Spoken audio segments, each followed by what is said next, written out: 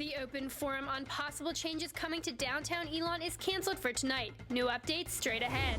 At the touch of a button, 2 Elon students are bringing what they learned in the classroom to their smartphones. Local sips and sales, but for one business, it's more than just wine. It's very cold at Elon today. We saw sleet and snow. Is it here to stay? Good evening, Elon. I'm Megan Ford. And I'm Sky Cowens. All that and more tonight on Elon Local News.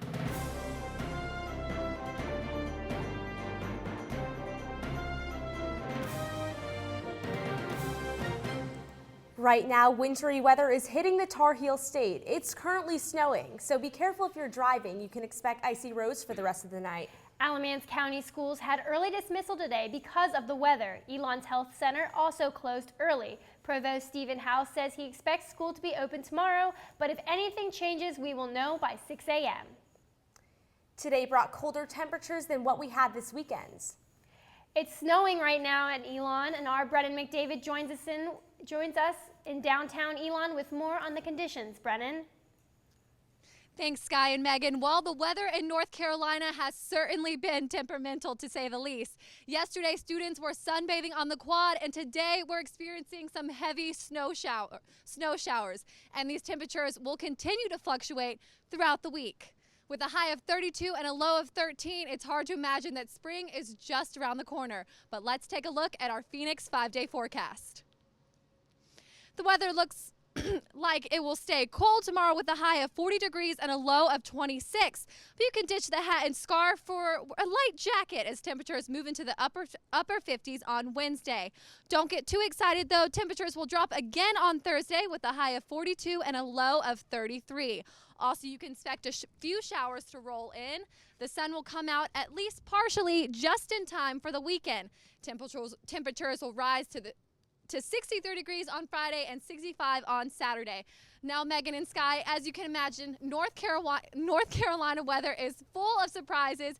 It's crazy out here, so take my advice. Always carry an umbrella and a jacket. Thanks, Brennan. We spoke to the Weather Channel Jim Cantori on the phone early today about the harsh winter we've had in this North Carolina this year. I think not so much the amount of snow that's going on here, but it's the incredible cold that's going to come in and actually even affect you down in North Carolina, changing the rain on over to snow and freezing rain if it hasn't already. And like I said, it's one of those situations where if you don't have the snow removal equipment and you start heading out tonight and you think that road is just wet, it may very well be a sheet of ice. The snow canceled an open forum scheduled for tonight on the future of downtown Elon. Our Joe Bruno joins us in the studio with what we can expect in the upcoming days. Joe? Megan and Sky, tonight's meeting to discuss the proposed changes to downtown Elon has been canceled, but it will be held next week. The Board of Aldermen will hold the public hearing on the plan next Tuesday, March 11th at 6 p.m. Now, the Elon Master Plan is a $160,000 proposal that outlines possible changes to the downtown Elon landscape. The plan calls for construction over current housing complexes like the Phoenix Villas and construction over current businesses like the Coming Attractions Hair Salon. The construction isn't the only thing that will be needed to be discussed. As a result of this plan, new zoning ordinances have been proposed, as well as changes to pedestrian and traffic patterns. Continue to follow Elon Local News as we cover this story. Megan, Sky, back to you. Thanks, Joe. For nonstop coverage, be sure to log on to our website at elonlocalnews.com for the news that matters to you. One man who will oversee any changes coming to downtown Elon is the new town manager, Richard White. White is a North Carolina native, and he has been on the job for less than 2 weeks. This isn't his first municipal government job in the Tar Heel State. He worked in Carrboro from 2000 until 2006, and then in the city of Charlotte. He's looking forward to the possible changes coming to downtown. I have seen the plan. I think it's a very exciting plan. I think that long term it's going to really dramatically change the look and feel of downtown. I think it's a great start. Again, it's more of a conceptual plan at this point. There will need to be an implementation plan put in place over town to actually move forward to begin to figure out how the plan will actually be put on the ground. But it's a very well done plan. While the town of Elon is welcoming a new employee, the university is saying goodbye to one of the campus safety officers. Nelson Gunn retired Friday after 19 years of service to the Elon community. He worked as a traffic officer for campus police, who say he was a loyal and dedicated employee who will be deeply missed. Security officer Kim Farmer will fill the position. And Gunn isn't the only one leaving his job. Nancy Luberoff is stepping down from her position as Hillel director. In a letter to Elon Hillel, Luberoff says she still has dreams and adventures she wants to pursue in her life. She spent 6 years working to improve Jewish life on campus. During her term, Luberoff and Hillel created a Hillel House, founded a Jewish fraternity, and started study abroad programs in Israel. Elon University has started a national search for a new full-time Hillel director. While some Elon staff members are leaving, others are being promoted. The Board of Trustees granted 15 professors tenure and 26 faculty with promotions. Dr. Pamela Winfield was granted tenure and expressed her thanks to the Elon community. I couldn't have done it without my colleagues' inspiration. I couldn't have done it without my students getting me jazzed up every morning and, bringing my A game every day. So I'm lucky in all those regards. For a full list of faculty members that were granted tenure or promoted, check out our website at elonlocalnews.com. From running for mayor to North Carolina State House, Ian Baltudis wants to make a difference in Alamance County. The Elon graduate started his campaign for the Alamance County seat in the State House and is looking forward to the next 8 months. He thinks he can bring positive changes to education in North Carolina, and his other 3 focuses include jobs, the business economy, and healthcare. He plans on using a very hands-on campaign. 4,000 households in Burlington by foot, wore through 2 pairs of shoes, and plan to wear through many more pairs this year. But really taking the issues to people, getting to know what people really need in the county, and making sure that we do a very good job representing them. Baltudis is up against current Republican Representative Stephen Ross. Ross is also an Elon graduate. He has served Alamance County for 16 years, first as a city council member for Burlington, then as mayor of Burlington, and now as the representative for District 63. Ross, who has served as a House member since 2012, hopes to see many of the proposed reforms on education and finances to their completion, as well as promote camaraderie between political parties.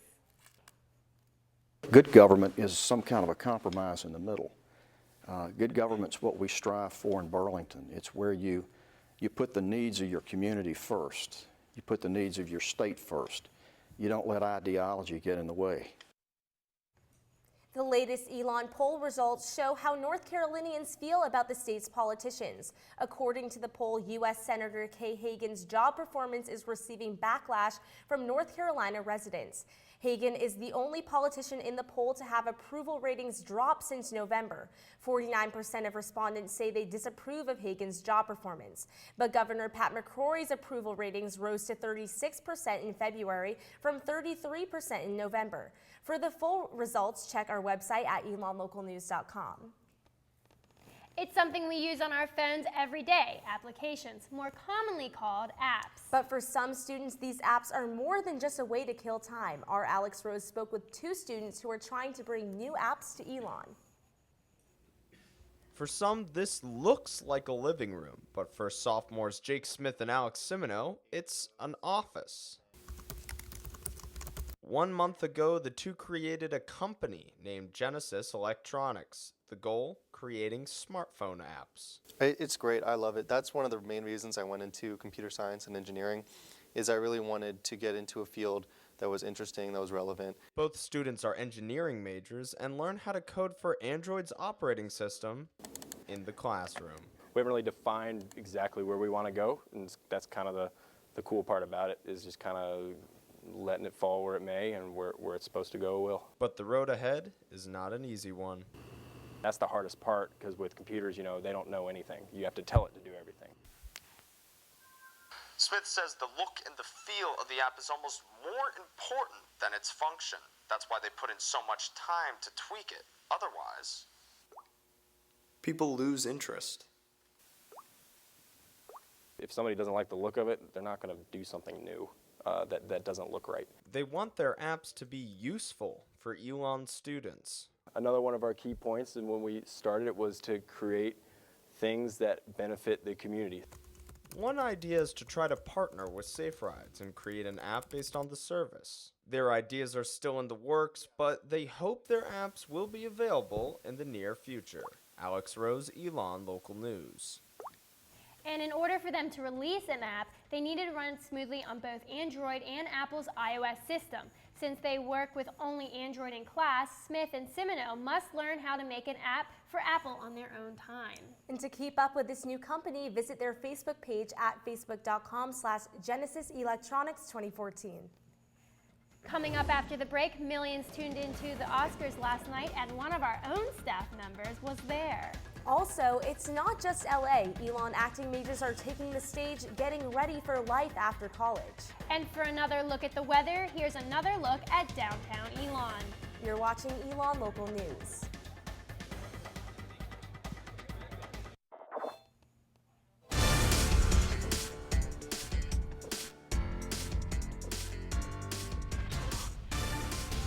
The Oscars aren't the only place people are supporting directors and playwrights. Students on campus are supporting original work as well. Our Sarah Russell has more. Senior acting majors took the stage for a different type of show. The way it would dwarf his arms, the frets, the width of his palms. That's because all the plays were written by students. But just there's something magnificent and thrilling about seeing actors committing to your words and presenting them in a beautiful way. Emily Guernsky is a college fellow, and her show, Toi Toujours, is part of her thesis. The show is written in 2 languages and means forever you in French. I didn't know it was going to be in 2 languages. All of that just sort of grew as I continued to explore. Toi Toujours is a story of 2 people who fall in love but speak different languages. You know, I knew I wanted to write about something that people could hopefully relate to, ideally, what people go through that are our age, modern day. Guernsky says she drew from her own life and her own relationships. I learned a lot about myself, you know, and relationships because I sort of dug into places and addressed things that I hadn't really yet at that point. Caroline Clydonis also presented her work, titled Contra, A Life. The idea of storytelling and fairy tales and how we always tell stories. She says showing her own work was a big risk. I think there's a lot to be learned from the kind of courage it takes for even just an actor to work on a new work, the kind of courage it takes to write one. Both Clydonis and Guernsky say they hope their original work will help them follow their careers in something they are passionate about. Sarah Russell, ELN Local News. If you are interested in seeing more of students' original work, visit our website at elonlocalnews.com. Many student filmmakers and actors dream of winning an Academy Award, or even just attending. The Oscars were last night, and the big winner was the film 12 Years a Slave. It took home Best Picture, making it the first time a black director has won the honor. Our Ashley McGettrick was at the Oscars on Sunday and the setup on Saturday, and gave ELN Local News a preview of the awards. Carpet, myself included, but you forget that there's an actual award show going on, and this is where it happens, right here at the Dolby Theaters. That's where we're going to find out who wins, who loses, and then afterwards everyone's going to come back down the carpet and go to all the parties, the best part, of course. For more of Ashley's behind-the-scenes look at the Oscars, be sure to tune in tomorrow morning at 9:50 to ELN Morning. The midterm elections are still months away, but some groups on ELN's campus are looking ahead. Conservative pundit and host of CNN's Crossfire, S.E. Cupp, spoke at ELN Thursday night. The event, hosted by ELN's College Republicans and the ELN Students for Liberty, featured a speech and Q&A session with Cupp. She urged ELN students and millennials to look at conservatism as an ideology that embraces many of their values. Cupp says she enjoys speaking to millennials and thinks that they need to find their voice in voting. I'm particularly interested in where millennials stand politically. They're the largest generation in history. Both parties are going to need millennial votes. And I want to find out what makes you guys tick.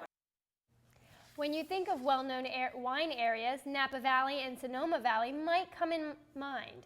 But in 2009, the U.S. government designated the Haw River Valley as one of the same. Our Jason Puckett went to one local winery to see how it compares. We have 2 blackberry wines. If you're not 21, sorry, you may not appreciate this sound. That's a full-bodied red wine being poured, and the good news for wine lovers, it's only 30 minutes away at the Glenmarie Winery. We're one of the smallest wineries here in the state. We only do between 300 and 400 cases of wine. So small they only sell on site and at farmers markets. But don't be worried, their size doesn't affect their selection. And so this is our strawberry wine. There's Strawberry, Blackberry, Dallas Red, Summer's Promise, two named after Marie the dog, and North Carolina's native, the Muscadine wine. I can honestly say I've never tasted something like that. The Glen Marie Winery was named after Glenn and Marie Dickey, who not only started the winery, they live here. We had all this space here, and the kids were moved off and gone. So this Elon grad and his wife did what most parents only dream of. So we decided to just use some of the room that we had here and turn it into a small winery. It wasn't an easy start. One of my friends said, what are you going to do if this thing don't work? I said, I'm going to shut the door, drink the wine, and go to the Bahamas. But they never went to the Bahamas. Instead, they turned their carport into this winery, and 14 years later, Davis says he doesn't plan to stop anytime soon. I'm 75 years old, and if I can keep it going for another 10 years, I'll be tickled. Jason Puckett, Elon Local News.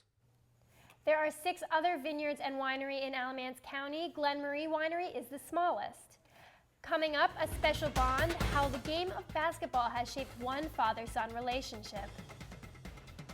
So coming up, how can you save money during spring break? I'm Allison DeMora, and we'll have some tips coming up.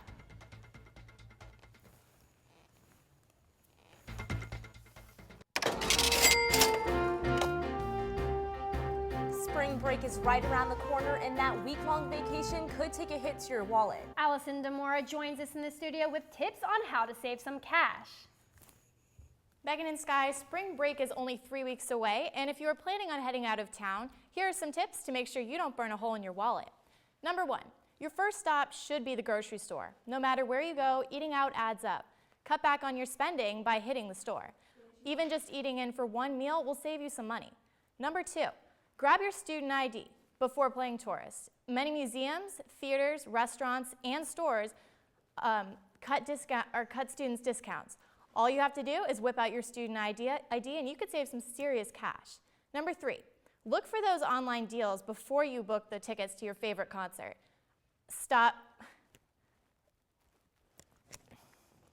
And number 4 is a fun one. Download your Foursquare to your phone and check in. Many places will have a coupon just for telling social media that you're there. Downloading takes less than 3 minutes, and who knows, you could end up getting a free appetizer to your favorite restaurant. And if you're worried about fitting into that spring break bikini, tune into ELN Morning tomorrow at 9:50 a.m. Our Gary Grumback will have all the tips you need to know on getting that beach-ready bod in less than 3 weeks. Looking out for the college consumer, I'm Allison DeMora, Elon Local News. Thanks, Allison. You know him for his late-game heroics on the basketball court, but where exactly did Jack Eisenbarger learn all of his moves? Our Justin Beagle went and found out. Meet Phil Eisenbarger, father of senior point guard Jack Eisenbarger. He looks like your everyday dad, but Jack says playing dad isn't his only role. My dad's always kind of been my coach. He instilled kind of the importance of hard work and skill through basketball. It's just something we've always bonded over, and it's something we've both been passionate about. Phil played for the Indiana Hoosiers between 1978 and 1981, but says teaching his son is even more rewarding. To be able to coach your kids is really, really special. And of all the things that were rewarding that came from coaching, nothing was more rewarding than coaching him. Phil helped lead his team to a national championship in 1981, but still thinks Jack is the better player. He's just a much better player than I ever was. So that's been gratifying to see. At first when he said that, I didn't believe it. I was just thinking that's just a proud dad saying, oh, my son's better than me, and I kind of pushed it off and thought that was kind of just words for the wind. Jack and Phil have both left their respective legacies in the history books, but say basketball is more than just a game. You know, basketball's just always been part of our life, and it's not just the basketball, it's what you learn from the basketball. It's about teamwork and teammates and reaching goals. Basketball just happened to be the thing that we focused around. And as Jack nears the end of his collegiate basketball career, he's happy he got to share the journey with his dad every step of the way. I've been blessed to have my dad there along the way the whole time. When dad's in the stands, you know, you want to play for him a little harder, and you want to make him proud, just like any kid wants to make their dad proud. Justin Beagle, Elon Local News. Eisenbarger will look to follow in his dad's footsteps in earning that Southern Conference title beginning this Saturday in Asheville. Our sports coverage doesn't end there. History was made in Rhodes Stadium this weekend. Find out why after the break.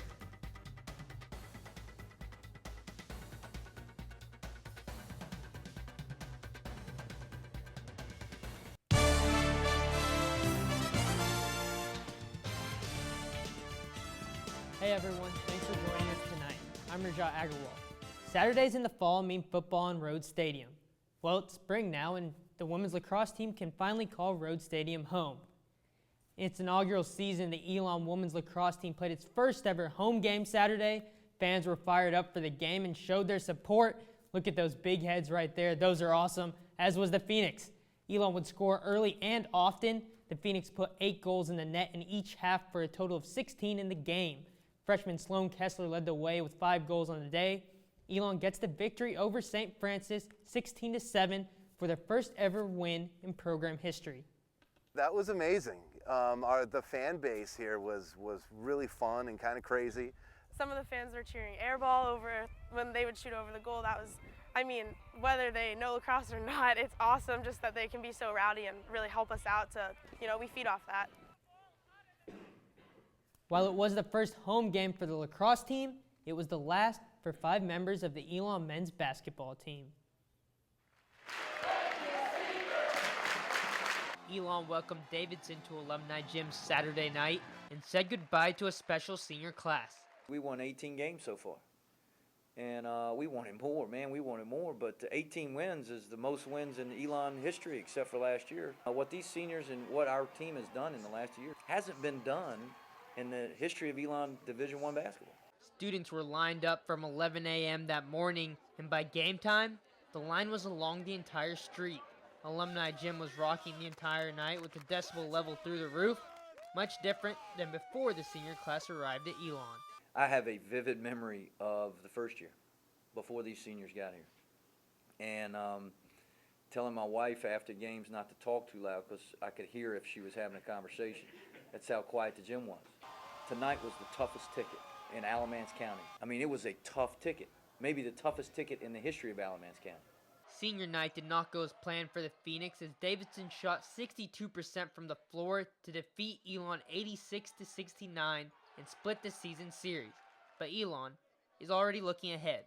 I'd rather lose to them now and beat them in the conference tournament, than beat them now and then lose in the tournament. So we're going to learn from it and we're going to come back hungry and ready to play after a good week of practice. We're going to take no prisoners in the tournament. The team will travel to Asheville this weekend for their last ever Southern Conference tournament. Take a look at the bracket right there. The men grabbed the 4th seed in a first-round bye. They will take on Western Carolina Saturday at 2:30 inside the U.S. Cellular Center. Elon could potentially play Davidson again in the semifinals if both teams win. Over to the women's bracket now. The women's team also with the first-round bye. They go into Asheville as the 5 seed. The women will take on Appalachian State Saturday at 2:30 in the Kimmel Center. If they win, they could potentially meet number 1 seeded Chattanooga in the semifinals. Speaking of tournaments, the Elon baseball team was in one this weekend. Latham Park was a zoo this weekend as the Phoenix hosted the Elon Invitational Tournament. St. Joseph's, High Point, Gardner-Webb, and of course Elon played a round-robin style tournament. Elon went 2-1 on the weekend with an 8-5 win over St. Joseph's on Friday and a 5-0 victory over Gardner-Webb on Sunday. Elon's only loss on the weekend came Saturday to High Point. Coach Mike Kennedy hopes these types of weekends will help Elon come Southern Conference play. The fact that we're playing different people, it gives our guys a chance to see different arms, different styles of play all in one weekend, and which will help you in tune when conference play comes. That's all for sports this week, but your ELN sports team will be in Asheville this weekend for the Basketball Southern Conference Tournament, so be sure to follow us on Twitter at ELN Sports and visit us online at elonlocalnews.com for updates throughout the week. Sky and Megan, back to you. Rashad, just one more question. What can we expect this week in sports? Well, the baseball team will be in Myrtle Beach this weekend for a tournament, and of course the Southern Conference Tournament, the last time we'll be able to see these 5 seniors take the court. That's good, and that's all we have, all the time we have for this Elon Local News. Be sure to check out our website at elonlocalnews.com for the news that matters to you. You can also like us on Facebook and follow us on Twitter. Also, be sure to tune in to our morning show tomorrow at 9:50. From all of us here at Elon Local News, have a great week, Elon.